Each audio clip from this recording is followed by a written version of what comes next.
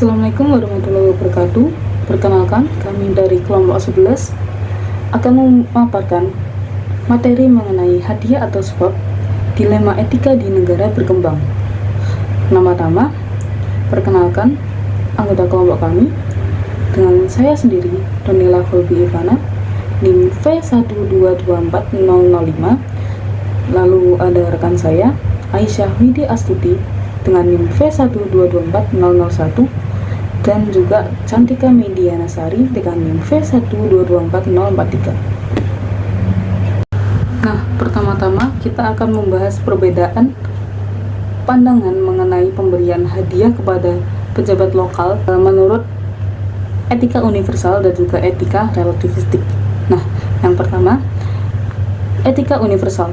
Nah, etika universal ini menganggap bahwa pemberian hadiah itu sama saja dengan pemberian suap kepada pejabat lokal, yang dimana merupakan pelanggaran kode etik dan dapat membawa risiko terkena hukum. Nah, dalam hal ini perusahaan harus benar-benar menjaga integritasnya agar citra perusahaan juga dapat berkembang secara baik dan juga mematuhi regulasi hukum yang ada di lingkungan sekitarnya.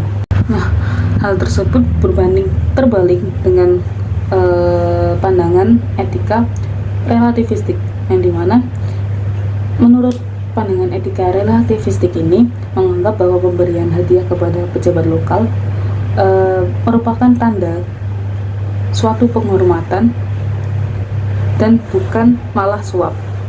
Nah, dalam konteks ini perusahaan benar-benar mempertimbangkan norma-norma yang berlaku di lingkungan sekitar. Resiko praktik suap.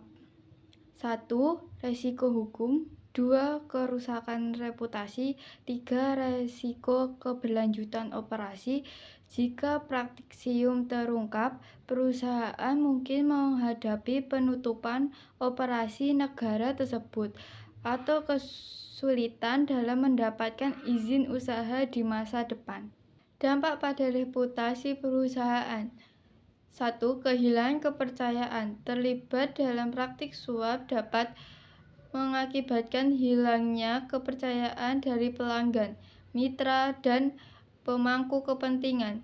Kepercayaan adalah fondasi hubungan bisnis, dan ketika reputasi terganggu, sulit untuk membangun kembali. 2. Citra negatif di media. Kasus suap seringkali menarik perhatian media yang dapat menghasilkan laporan negatif yang merusak citra perusahaan. Berita buruk dapat menyebar dengan cepat, mempengaruhi persepsi publik. 3. Jangka panjang. Reputasi yang rusak dapat memiliki efek jangka panjang. Bahkan setelah tindakan perbaikan diambil, memulihkan reputasi memerlukan waktu dan usaha yang signifikan. Dan selanjutnya akan dibacakan rekan saya, yaitu Cantika. Solusi dan saran pemberian hadiah simbolis. Definisi, globalisasi membawa perubahan signifikan dalam pola hidup masyarakat, terutama dalam cara berinteraksi, bekerja, dan mengonsumsi informasi. Yang kedua ada transparansi, yaitu penting untuk kepastian atau transparansi pemberian hadiah. Dapat dilakukan dengan adanya dokumentasi proses dan adanya pihak ketiga sebagai pengawas.